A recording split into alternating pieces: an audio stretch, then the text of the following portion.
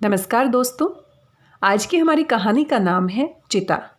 ये एक गुजराती कहानी है और इसके लेखक हैं रघुवीर चौधरी। इस कहानी का हिंदी में अनुवाद किया है आलोक गुप्त ने। जैसा कि नाम से ही है चिता, इस कहानी में किसकी चिता की बात हो रही है और कैसे कहानी एक नया मोड़ लेती है, ये तो हम कहानी पढ़ने के बाद ही जान सकते हैं।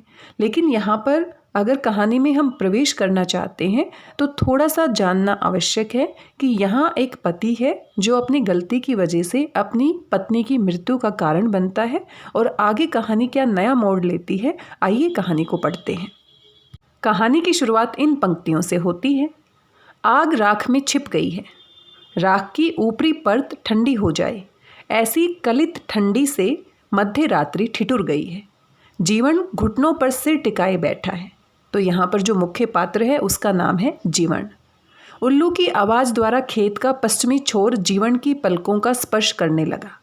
उसने उस ओर कौतूहल सुनने दृष्टि से देखा और ठंडी पड़ती जा रही आग को अंत तक सुलगाए रखने, बचाए रखने के बारे में सोचने लगा।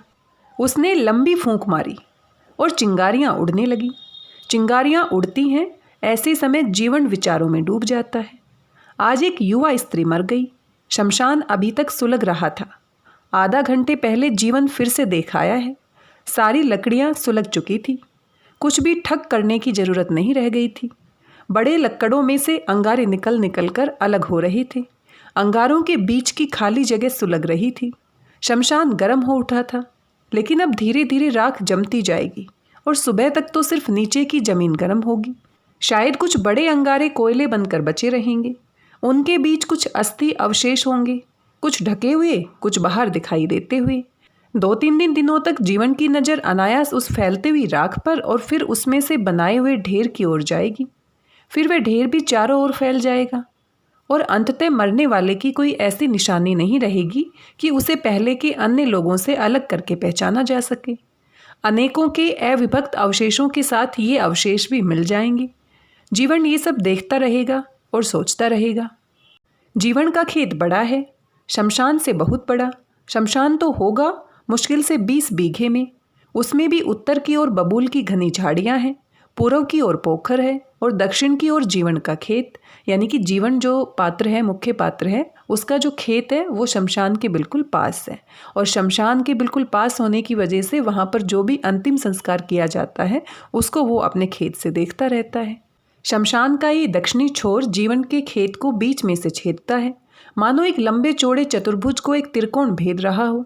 इसी जगह से खेत में आने जाने का रास्ता है। 2 गांवों को जोड़ने वाला बड़ा रास्ता शमशान के बीच से होकर जाता है, इसलिए खेत में आते समय जीवन को आधा शमशान पार करना पड़ता है। कभी कभी वह बाड़ के बीच बने रास्ते में पैर रखते रखते खड़ा रह जाता है।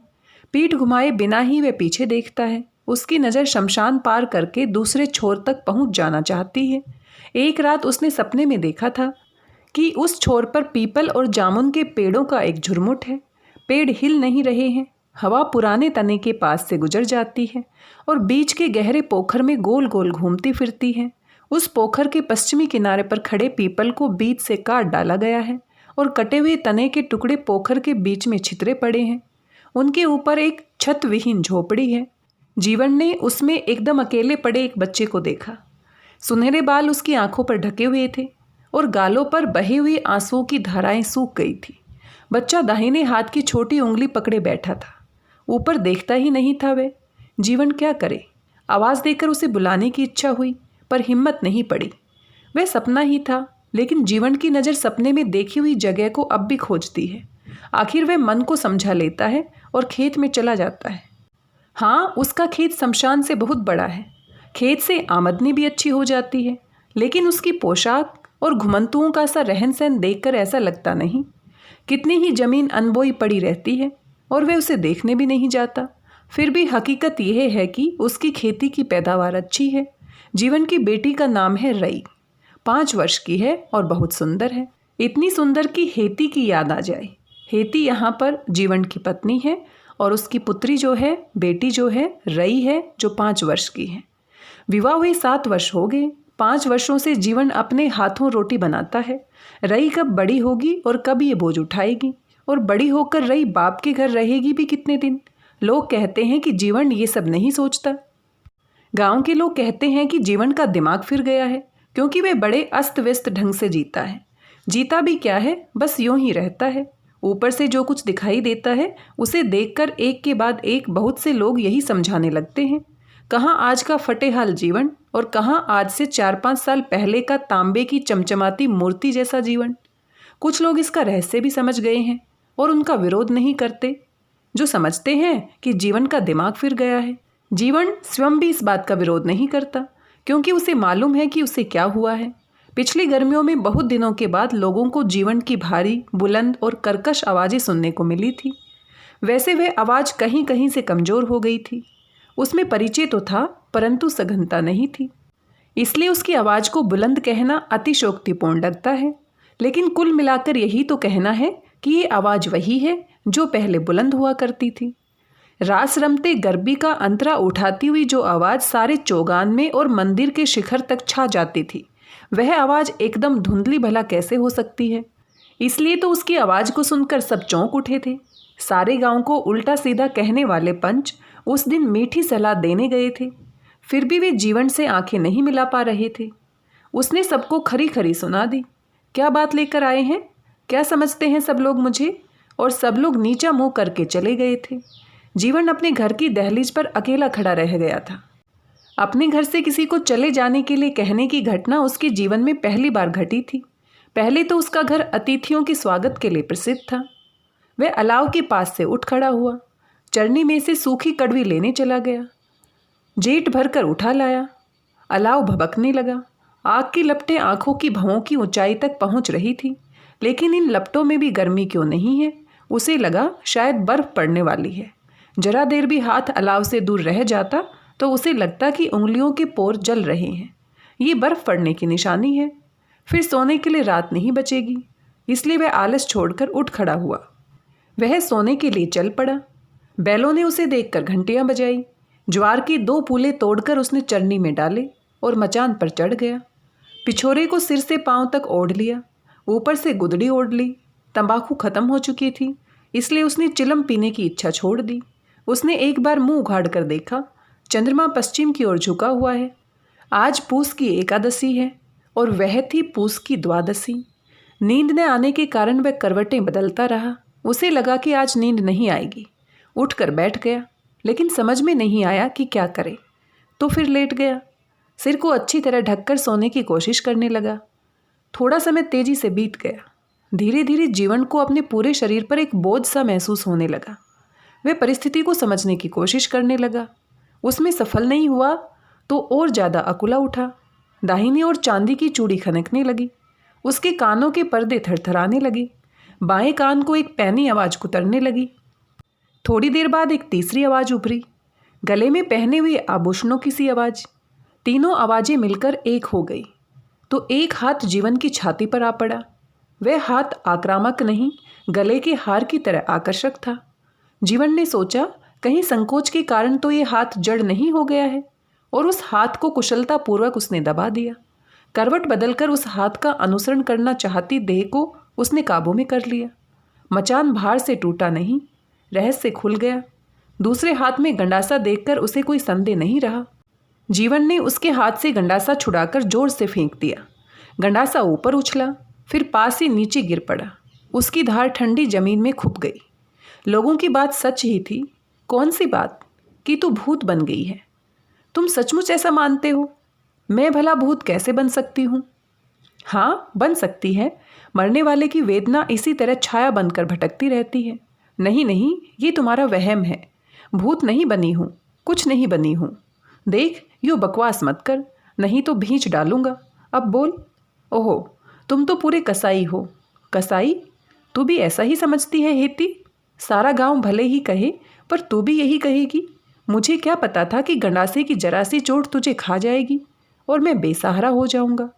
तो यहाँ पर आप देख सकते हैं, जीवन ने एक छोटी सी गलती की वजह से अपनी पत्नी को खो दिया है। गंडासे की वो चोट कर रहा था, उसे मार रहा था, हल्के से मार रहा था, लेकिन उसकी मौत हो जाती है। दोस्त तो मेरा ही था, लेकिन अब क्या हो सकता है।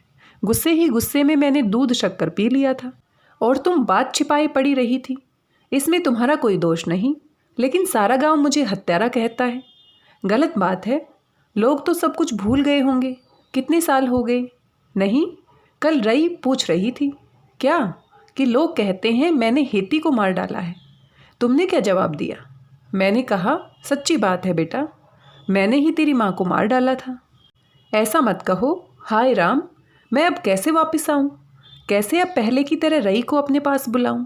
तुम्हारे पैर कैसे दबाऊं? क्या करूं? अब मैं क्या करूं? हेती उठकर बैठ गई और जीवन के पैरों पर सिर रखकर रोने लगी। मुझसे गलती हो गई, मुझे माफ़ कर दो। अब दूसरा ब्याह कर लो, दुखी मत रहो। क्या कहा? ऐसा कभी नहीं हो सकता। आज तुमसे वचन लिए बिना मैं नहीं जाऊंगी। नहीं, ये नहीं हो सकता। कभी नहीं हो सकता। कभी नहीं, कभी नहीं। अपनी आवाज़ सुनकर जीवन जाग उठा। दूर कहीं रोते हुए एक सियार ने अपनी आवाज़ के बीच में ही तोड़ दिया। शमशान के उस पार कोई कुत्ता भौंका। वह उठ खड़ा हुआ। सवेरा हो रहा था। जीवन की आंखें भारी हो रही थी। पिछोरा सिर पर बांधकर वह अलाव के पास बैठ गया। आग जलाई। सामने की अनबोई धरती की कालिमा उजाले में चमकने लगी। दूसरी लपट उठे उठे कि इस धरती में रिजका उगाया। रिजका का अर्थ होता है मेथी जाति का एक घास का पौधा जो पशुओं को खिलाया जाता है। उस पर एक युवती यूँ चलने लगी कि रिजके की फुनगियों से उसका पैर कहीं छू न जाए। रिजके के छोटे छोटे सफ़ेद फूल उचक उचक कर अपनी संपूर्ण कोमलता के साथ उन पग थलियों का स्पर्श करने लगे। युवती लुभा गई और पल्लू कंधे पर सहेज कर नीचे बैठ गई। रिजका काटने लगी। तुमसे किसने कहा है ये काम करने के लिए? हमारी मर्जी। उठ उठ, बड़ी आई मर्जी वाली, हमेशा उल्टे काम करेगी। बहुत देखे हैं सीधे। उठ जा, नहीं तो रगड़ दूंगा। अरे जा जा नामर्द। और हाथ में से छीना हुआ हंसिया उठा और ओहो, जैसे जीवन के अपने सिर पर ही न लगा हो। उसने आंखें मींच ली। फिर से देखा तो खून के 2-3 धब्बे अलग अलग आकारों में गोल मोल घूमने लगे। उनकी रफ्तार बढ़ने लगी। एक वर्तुल दिखाई देने लगा। वर्तुल छोटा होता गया और उसमें चंद्रमा समा गया। चंद्रमा के ऊपर एक धब्बा उभर आया। पूर्व दिशा में लाल रोशनी फूटने लगी। वह चित्र धुंधला होता गया, दूर और दूर होता गया और पश्चिम की ओर जाकर आंखों से ओझल हो गया। लाल रोशनी बढ़ने लगी और सूरज उगने का समय हो गया। जीवन ने उपलों के पास जाकर एक सूखा हुआ उपला उठाया और लाकर अलाव में डाल दिया। मचान के नीचे से आड़े टेढ़े जूते पहनकर घर चल दिया। वह नाले के पास वाले खेत की मेंढ मेंढ पर चल रहा था। गांव के पास वाले एक खेत में महुई के नीचे उसे एक अलाव दिखाई दिया। थरथरी के एक परिवार ने वहां पड़ाव डाल रखा था। यहाँ पर एक शब्द का प्रयोग किया गया है, थरथरी। थरथरी भजन गाकर घूमते हुए पेट भरने वाले लोगों की जाति होती है। 2 बच्चे और उनका बाप ही होगा। छोटे लड़के के पास सारंगी थी। वह ऐसे गा रहा था जैसे उसका बाप उसे सिखा रहा हो। पेला पेला जूंग महारानी, अमेरे पोपट राय राजा रामना, ओतराते खंडम्मा आंबलो पाकियो त्यारे, सूडले मारी मने चाच। बचपन में जीवन ये गीत बहुत बार सुन चुका था। स्कूल में अंताक्षरी खेलते समय न जाने कितनी बार ये गीत काम आया था। आज भी उसे कुछ पंक्तियां याद है। बचपन से लेकर पूस के शुक्ल पक्ष की उस द्वादशी तक बीता हुआ समय याद आया। उसके पांव घर तक पहुंच गए थे। वह आंगन में चारों ओर देखता खड़ा रह गया। जीवन की आवाज़ सुनकर रई जाग उठी। काकी के घर से अपने घर आ गई। जीवन भैंस धोने लगा। रई ने चूल्हा सुलगाया। जीवन ने चाय बनाई। दोनों ने पी। तुम रो रहे हो? तुम रो रहे हो बापू? नहीं बेटा, ये तो धुआं हो रहा है ना। आवाज़ को खुश्क बनाने की कोशिश करते हुए जीवन ने उत्तर दिया। मुझे खेत में एक काम है बेटा। जब तक पशुओं का ये अनाज पक न जाए, आग जलाए रखना और तापती रहना। मैं आता हूँ। वह खेत की ओर चला गया। सूरज उग गया था। शमशान की आग ठंडी हो गई थी। जीवन ने शांत चिता की ओर फिर एक बार देखकर अपने खेत में कदम रखा और फिर से एक बार चिता को मुड़कर देखा। वह दोपहर तक वह खेत में ही रहेगा। उसका खेत काफ़ी बड़ा है। और यहीं पर ये कहानी समाप्त हो जाती है। कहानी को समझने के लिए थोड़ा ध्यान से सुनने की आवश्यकता है, थोड़ा सा गहराई में जाने की आवश्यकता है। कहानी में हमने देखा कभी कभी व्यक्ति गुस्से में, क्रोध में, आवेश में आकर कुछ ऐसा कर देता है कि उसको जीवन भर पछताना पड़ता है। जीवन के साथ भी ऐसा ही हुआ। बीच में कुछ पंक्तियों में थोड़ा सा संकेत दिया गया है कि किस तरह से लड़ाई में उसकी पत्नी मर जाती है। और पत्नी इस वजह से मर जाती है क्योंकि उसने हाशिए से उसके ऊपर क्या किया था, प्रहार किया था, वार किया था। वो चाहता नहीं था कि उसको इतना ज़ोर से मारे, लेकिन गलती से उसके गुस्से की वजह से, उसके आवेश की वजह से ये दुर्घटना घटित हो जाती है। जिसका बोझ वो पूरे जीवन भर उठाने वाला है, उसके मन में आत्मग्लानि है और वो रात को सो भी नहीं पा रहा है। हमने देखा उसकी पत्नी उसके सपने में आती है और किस तरह से उससे बातचीत करती है। वो दूसरा विवाह भी नहीं करना चाहता और अभी इंतज़ार कर रहा है कि उसकी जो बेटी है, 5 वर्ष की बेटी है, कब बड़ी हो जाएगी और कब उसके लिए खाना बनाएगी।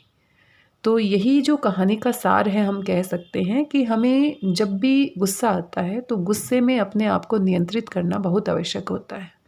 कभी कभी गुस्से की छोटी सी बात इतनी बड़ी बन जाती है, इतनी बड़ी दुर्घटना का कारण बन जाती है कि जीवन भर हमारे पास पछताने के अलावा कुछ नहीं रहता। ऐसा ही किसके साथ होता है? जीवन के साथ होता है। उसका पूरा परिवार एक छोटी सी घटना की वजह से बिखर जाता है और उसका खेत शमशान के पास है। शमशान में अनेक लोगों की मृत्यु होती है, अंतिम संस्कार किया जाता है। तो जब भी किसी का अंतिम संस्कार होता है, वो चिता को देखता है तो उसको अपना ये जो अपराध है बार बार याद आता है। वह चाहकर भी इस घटना को नहीं भुला पाता। जब भी किसी की चिता जलती हुई उसको दिखाई देती है तो उसको अपनी पत्नी की चिता दिखाई देती है। उसको वो याद करता है और साथ में आत्मग्लानि से भर जाता है। तो यहीं पर ये कहानी समाप्त हो जाती है। आपको कहानी कैसी लगी? क्या आपको ये समझ में आई? कहानीकार इस कहानी के माध्यम से क्या कहना चाहता है? आपके क्या विचार हैं? अपने विचार हमारे साथ अवश्य साझा कीजिए। मिलते हैं किसी नई कहानी के साथ। तब तक स्वस्थ रहिए, व्यस्त रहिए, मस्त रहिए और कुछ ना कुछ पढ़ते रहिए। धन्यवाद, बहुत बहुत धन्यवाद।